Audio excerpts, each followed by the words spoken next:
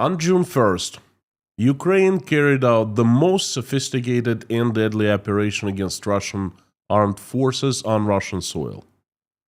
The Ukrainians called it the Operation Spiderweb. They smuggled hundreds of FPV drones into Russia, 117 to be exact, transported them close to strategic Air Force bases, launched the drones, and voila, Russia lost a great part of its strategic nuclear missile plane carriers. Multiple $billion worth of damage. I will talk of the military part of the Operation Spiderweb, but I'd really like to zero in on something I find incredibly important, something I find a perfect illustration that happened yesterday. Please watch this video. This is a perfect example of how Putin's Russia is currently working. Check this out. This is a recording made on a cell phone by a bystander, a witness who was seeing how the drones were being launched from a large truck.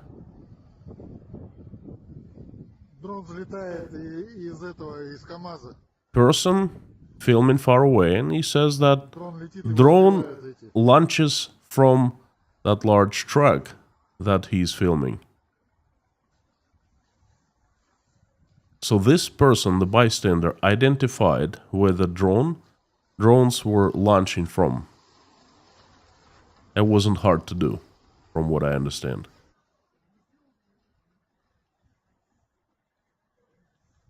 Again, he zeroes in on the truck.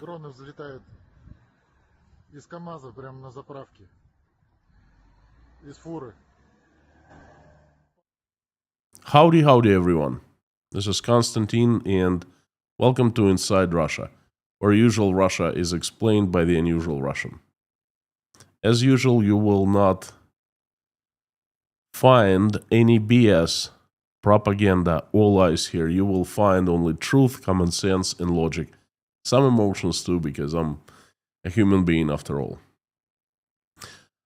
Before I start today, I would like to apologize for not having the live stream chat today.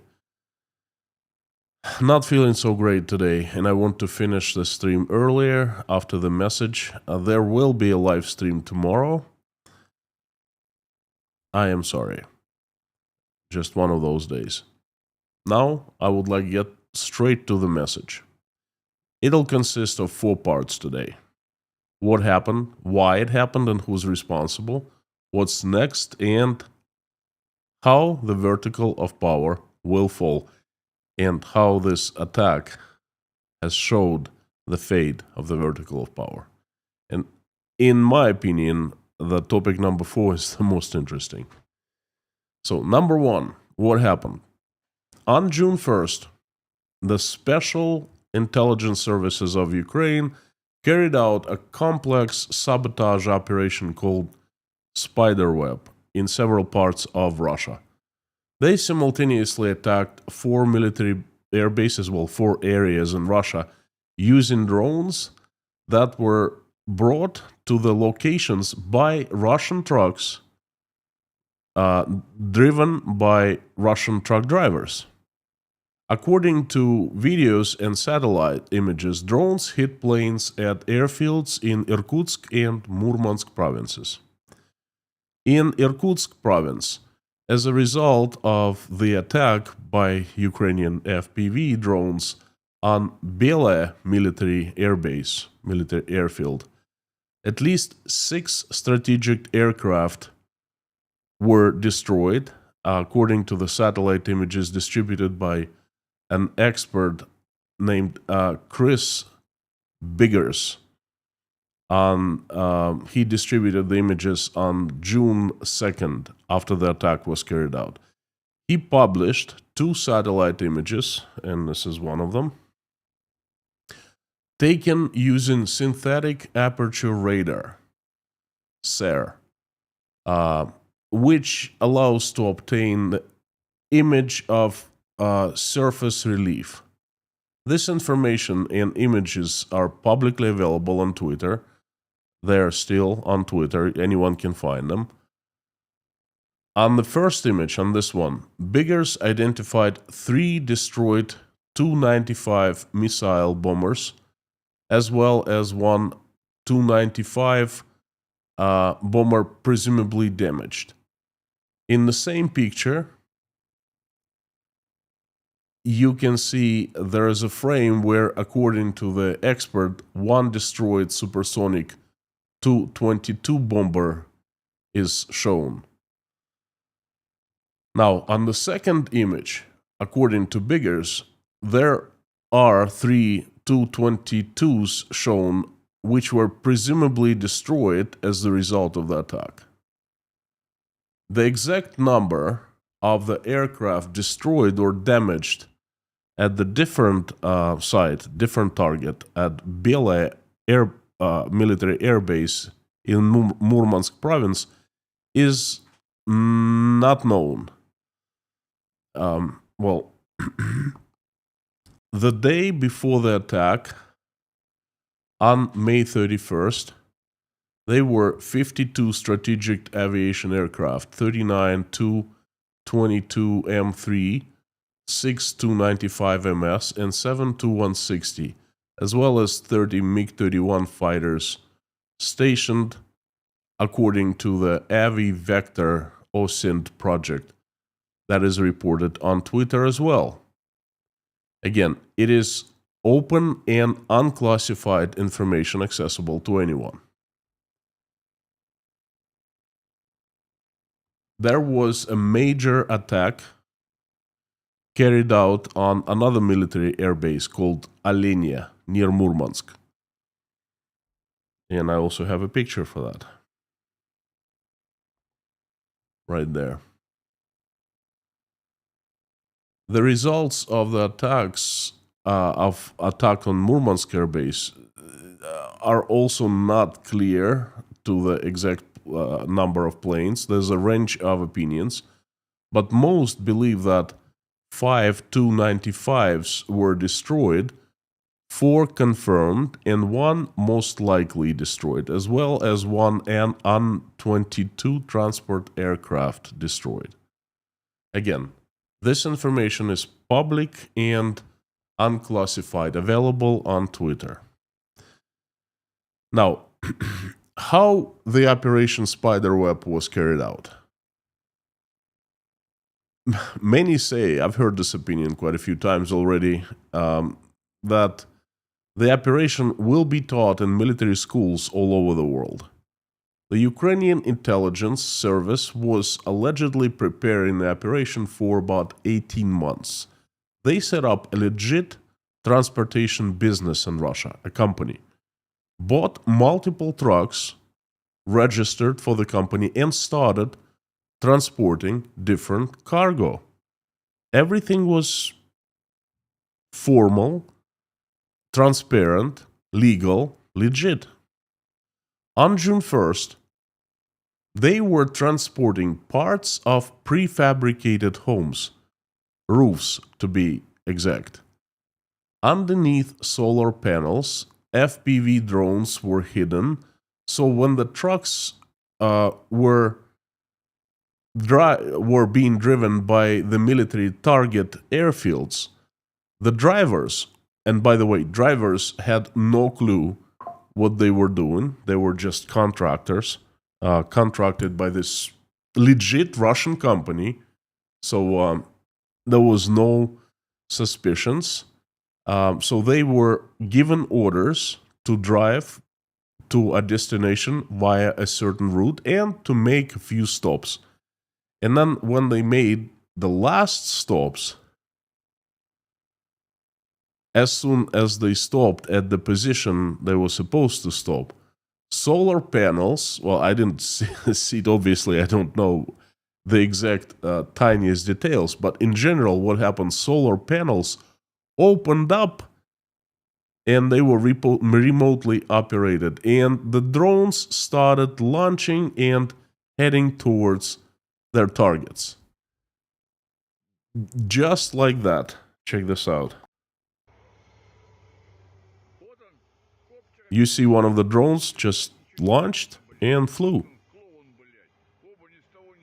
I cut the sound off because the guy who's filming it is just so much swearing going on in Russian. So it's better just to watch the silent picture. It's a very, very intense scene. And now there's going to be another drone.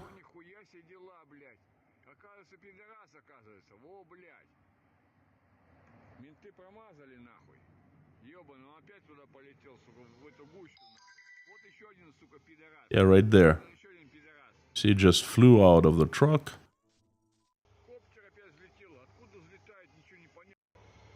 Whoop. Right here. And this is exactly how the drones launched.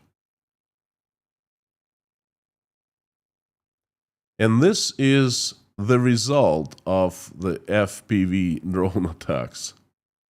Please watch.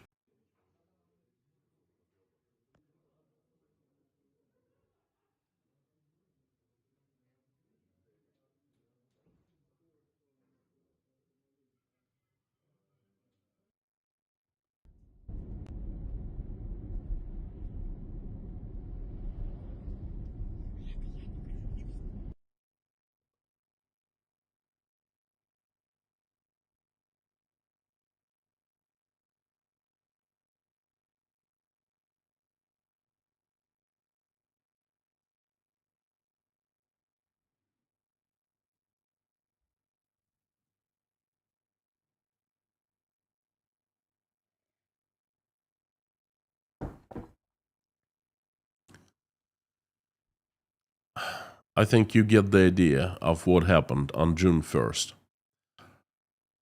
If I were to summarize in one word what happened to Russian armed forces, my word would be disaster.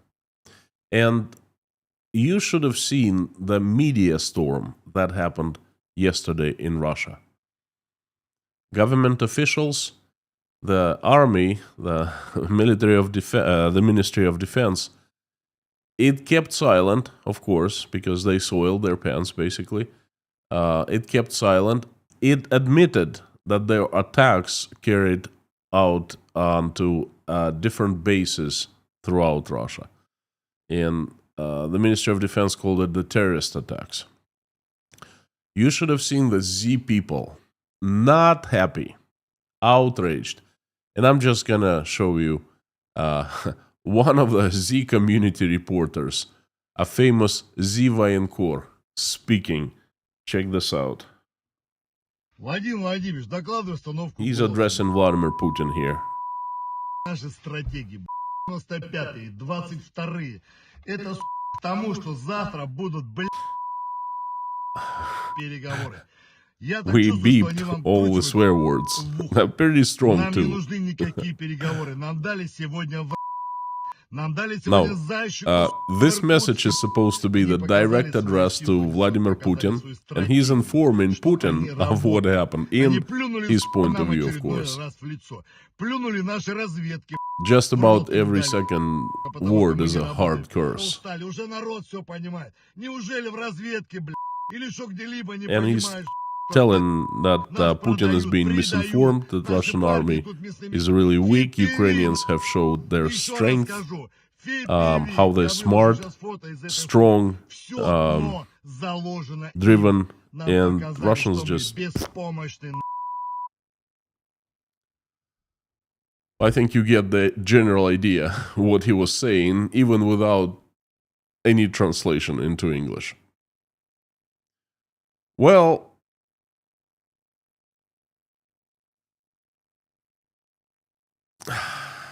you know,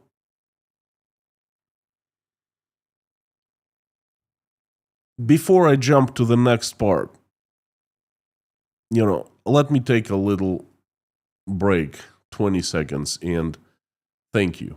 Thank you for being the part of Inside Russia community. Thank you for watching.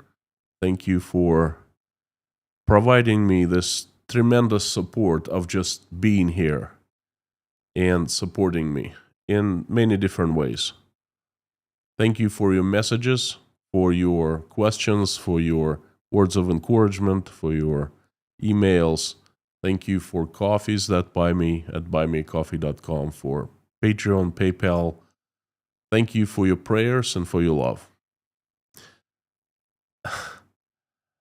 Know that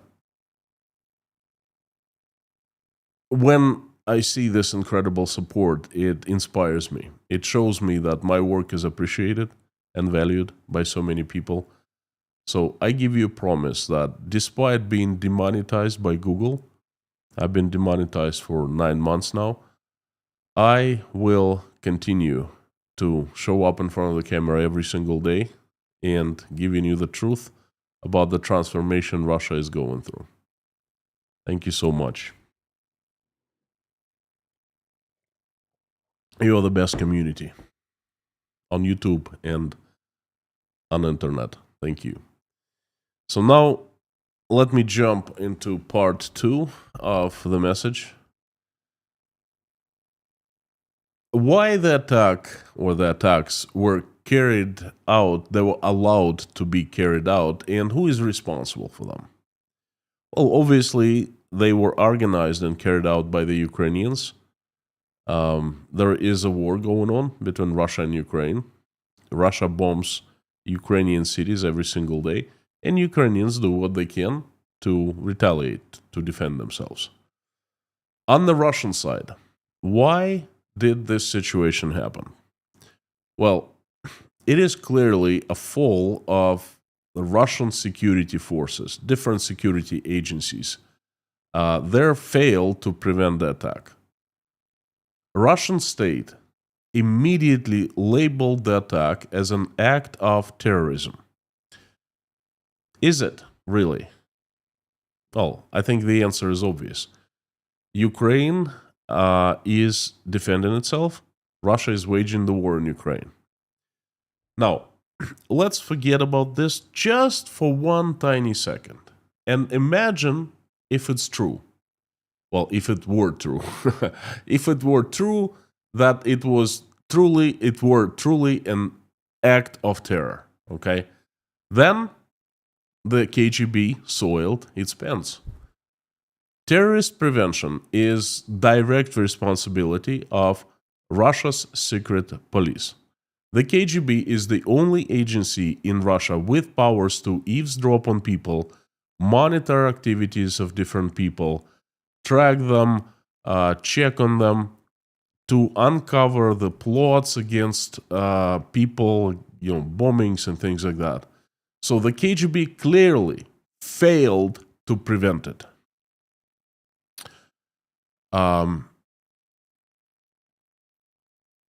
In normal country, in normal society, I think an event like this, an attack like this, causing so much damage to the armed forces, people gotta pay for that. The head of the KGB should be fired. He failed. He failed to provide the leadership to manage the agency in a way that it does its job, prevents acts of terror. Okay, forget about the KGB. Military air defense. Of course, the attack is a huge fail for the military air defense. In general, for the base security. It is their responsibility to keep their own bases safe. They have a number of modern systems for that, such as C-300, C-400, Panzer systems.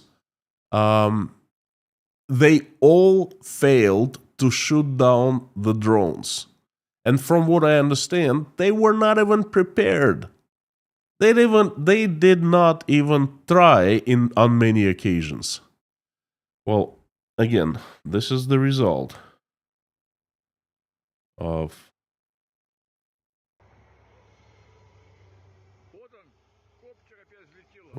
That's not it.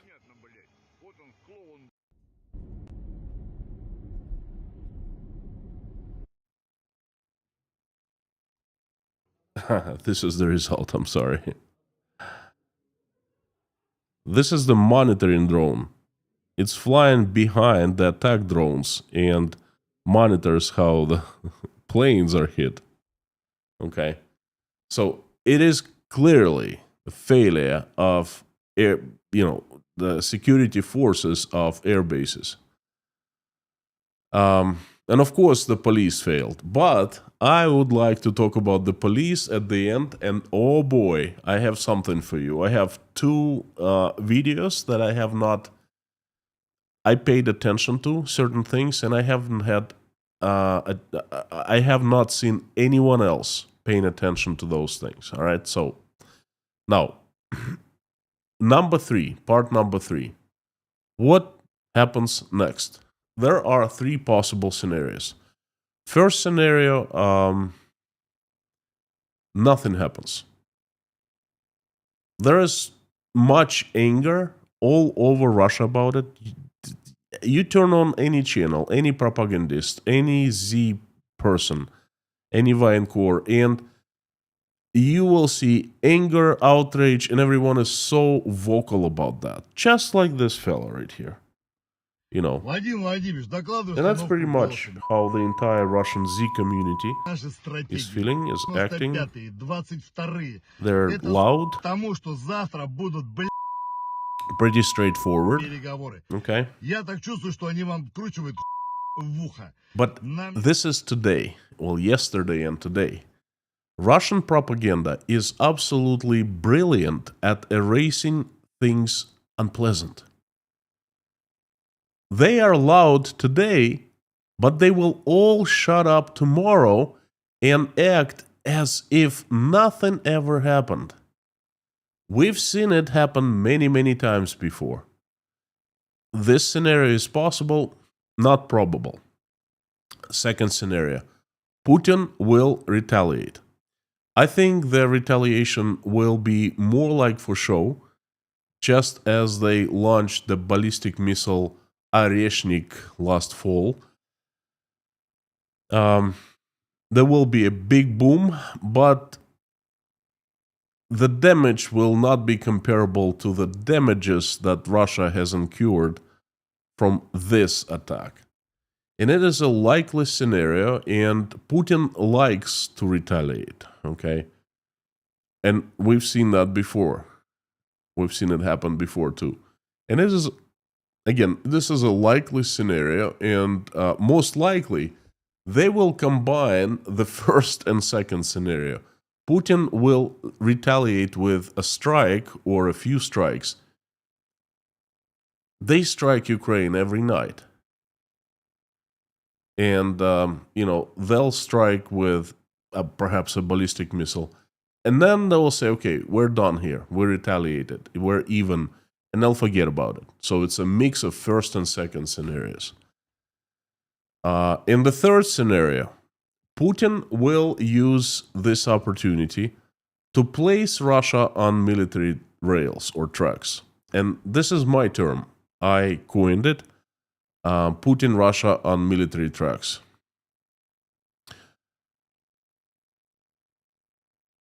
I strongly believe, that Russia has entered the final chapter of Putin's regime. Vladimir Putin has showed the Russians that he has won. He has victory in his hands, and I talked plenty of that before in the live streams. He showed to the entire world, not just to Russian people, that he won. He conducted the military parade.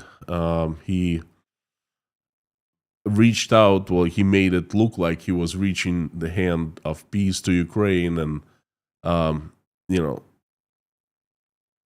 initiating 2 peace negotiations in Istanbul. And of course, it was a show, and it was a setup, a trap for Donald Trump. And Donald Trump got himself into that trap. And now Vladimir Putin will place will place Russia on military tracks. Well, basically, if we break it down to what's going to happen, Russians will be the new USSR 2.0 will be created, and the new Iron Curtain, a digital one, will be descended. But only not from outside, as it happened in 2022 when Russia was placed under the international sanctions. Now it's going to happen from within, from the inside Russia. Russian state will take away the remaining rights that Russian people have. And the biggest right and the most important right to leave the country it will. And basically just will make it one large prison. And people will have no choice but to comply with the state, just like they did in the USSR. And, it'll be the USSR all over again, only a worse one. Because the mistakes they made back in the USSR, these people know of the mistakes and they will not make them again.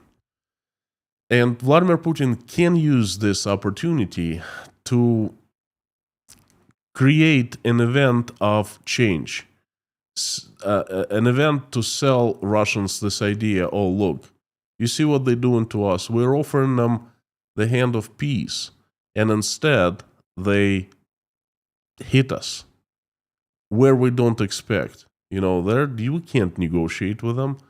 We have to fight until the end. We're peaceful people, we don't like that, but we are forced. And therefore, you, the citizens of Russia, it's on your shoulders. It wasn't me, it wasn't my government. We are forced by the evil Ukrainians and the Europeans. You see what they're doing? They're starting the new Cold War. And Donald Trump, he's, at first he seemed okay. Now we have questions. He calls us crazy and all of that, And then Vladimir Putin, in one way or another, I cannot give you the exact word. I'm just giving you the idea. He can use this event to turn Russia even more towards totalitarianism and towards the military tracks. That's how I call it. Now, will this happen? We will see soon. It's a matter of days. I think that some kind of event will be done either by Vladimir Putin or by top officials in his government, in his regime. But I'll keep you informed of that. I will keep you informed on that, and I will definitely keep my eyes open. I'll be monitoring every single word comes out of their mouths.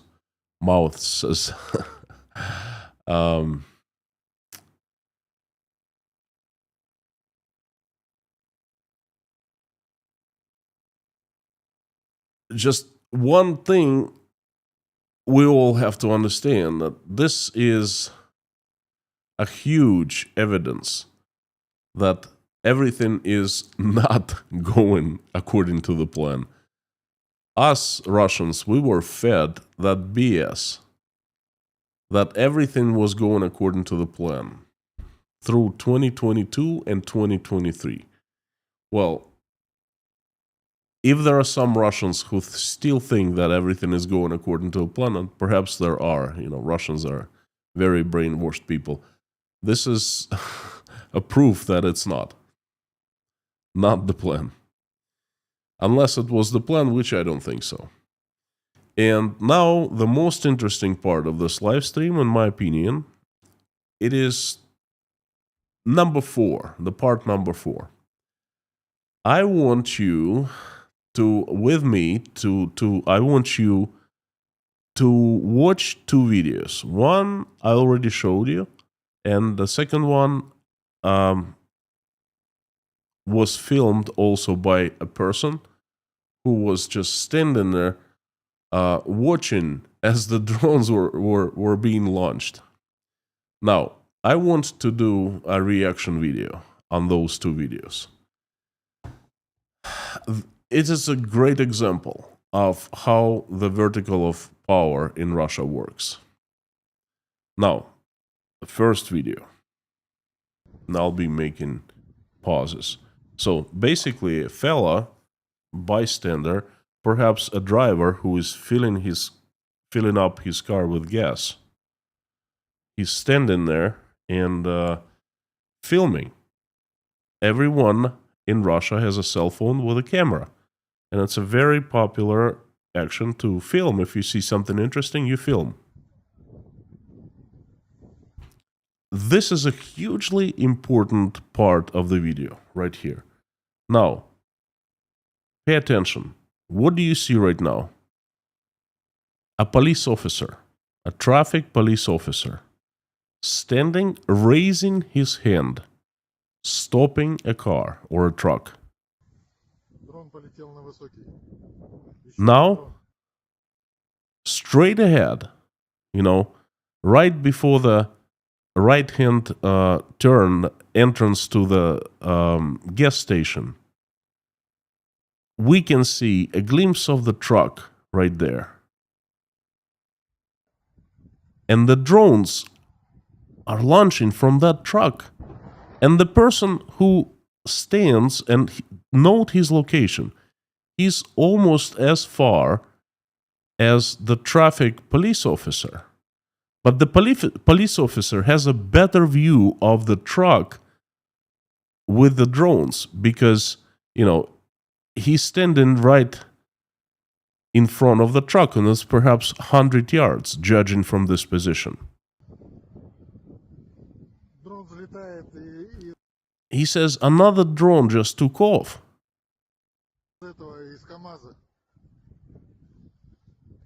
And no one really understands what's going on. Those cars, they pass by. But this man is filming. It means that it is so obvious to him, a bystander, that the drones are being launched from the truck and they take off and fly towards, military base. The locals, there's not much there, by the way. The locals know that there's a military base. He says that they try and the air defense is working. They're trying to shoot down, but he hears explosions.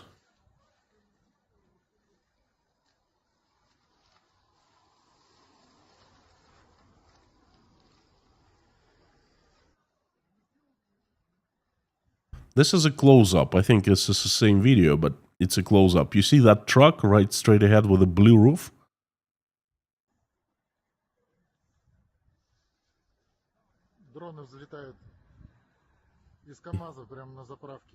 He keeps repeating, the drones are being launched.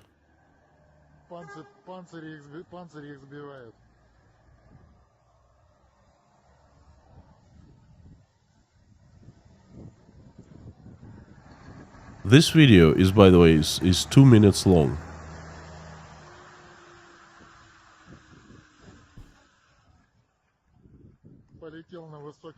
Another drone. Right there.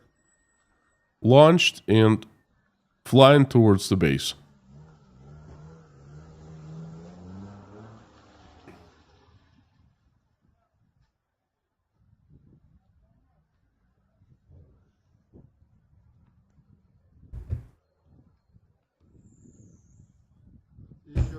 No. This is the moment.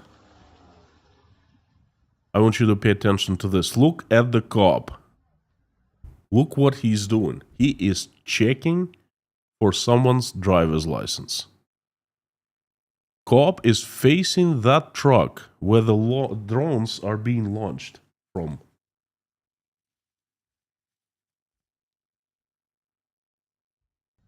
Cop is quiet, calm, and is acting as if nothing extraordinary is going on. Another one. The third drone just took off.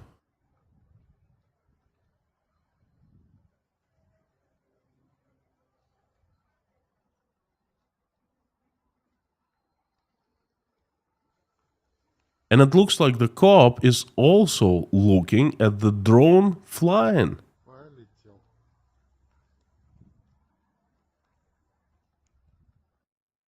Now, friends, I don't know how about you, but I find this video extremely odd. But you know what? Hang on just 1 second. I'm gonna show you another one.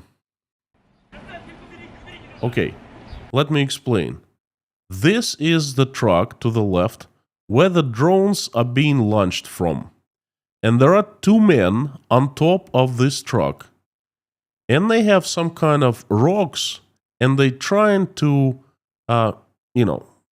disturb the drones. Basically crush them with rocks. You see? A person on the bottom is helping them, throwing the rocks so they have something to throw at the drones. And now, this is, basically it's a gas station or something like that.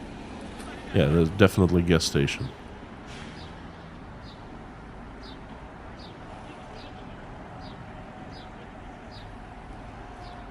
And this is it. This is the moment that everyone missed, everyone in the world. Look at this. What are you seeing right now? I'll see if I can.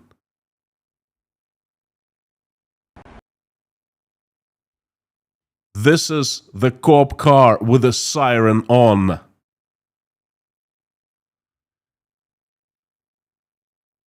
The camera just catches a tiny glimpse of it, but we can clearly see the siren is on and there are cops standing there.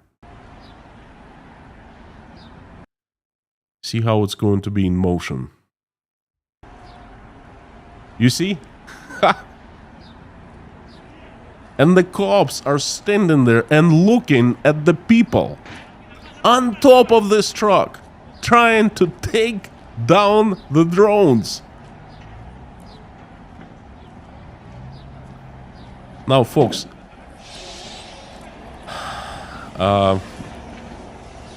this video, this picture is telling me volumes, and I'm going to share with you my thoughts right now.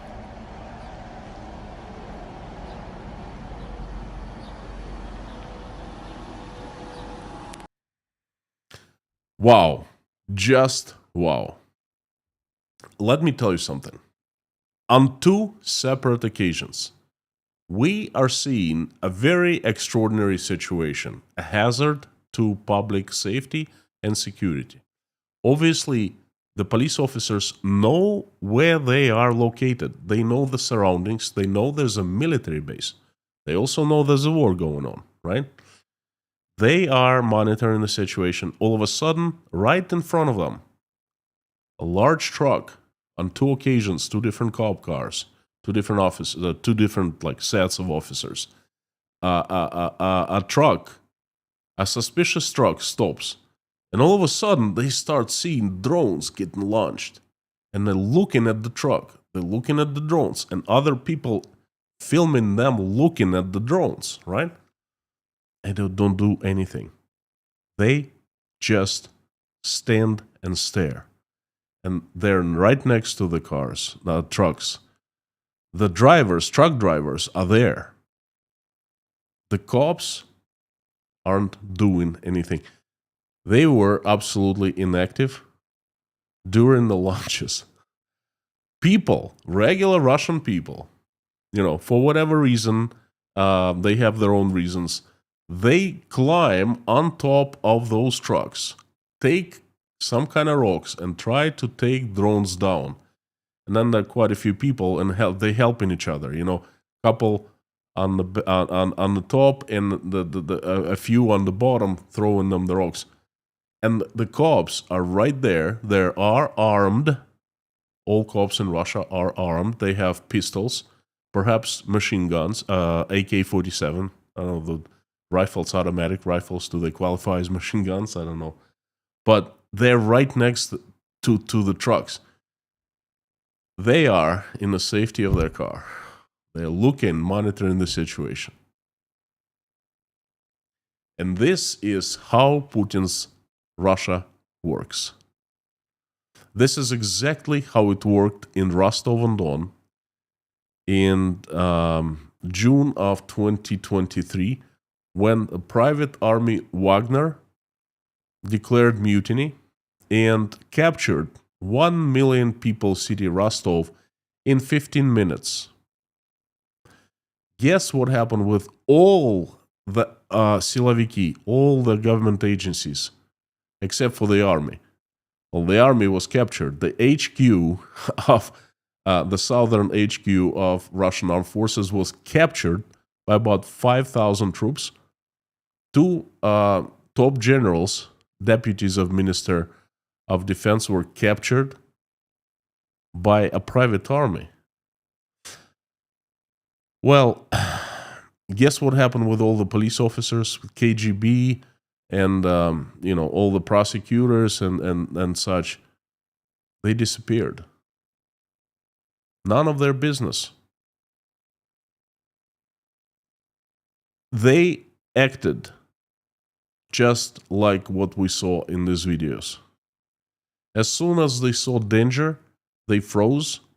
And then when the danger was getting closer and getting bigger, they simply vanished into thin air.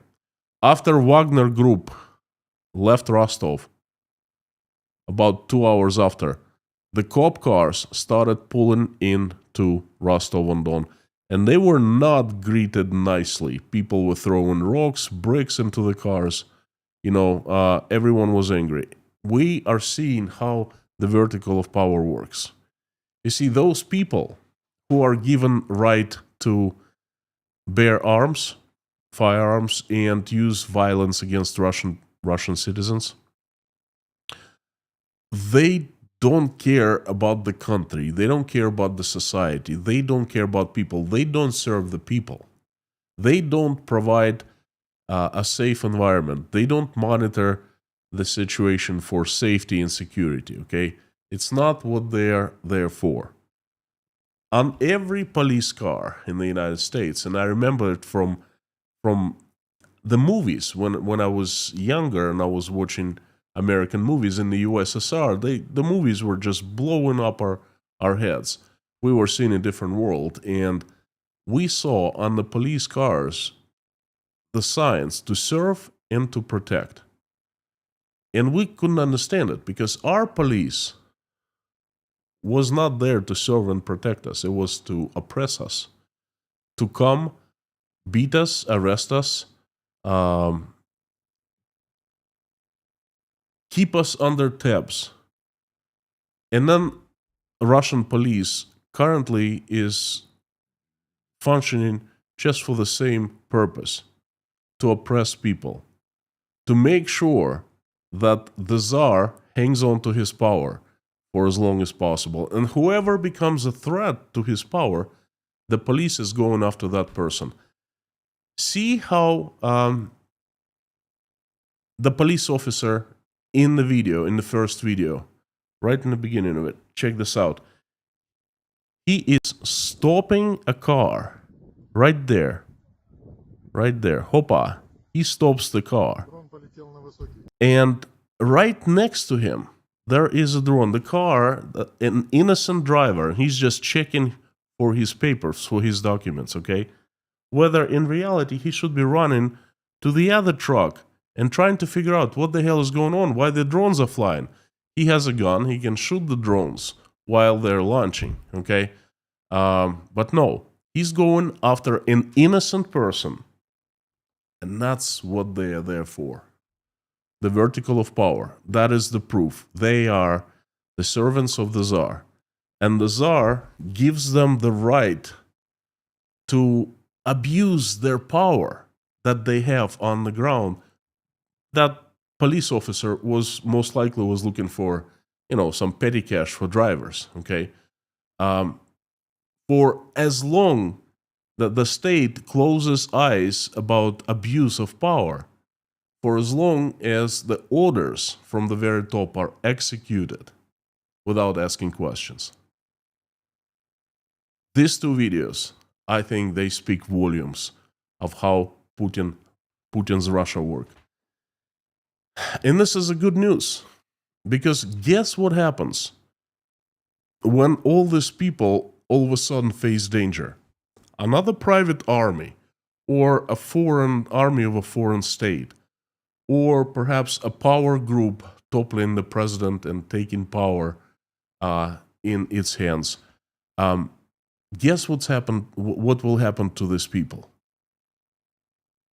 They will, at best, look away, and, well, probably at worst, look away. And at best, when they will see danger, they will take off the uniform, put it on the ground, and say, hey, we're out of here. All of them. The police, the KGB, all the power agency, Rosguardia, as long as they will understand that the Tsar is at the very top, lost his power, alive, dead, doesn't matter, okay? The first second they understand that, they will stop serving him, and they will disappear. I think it's pretty incredible.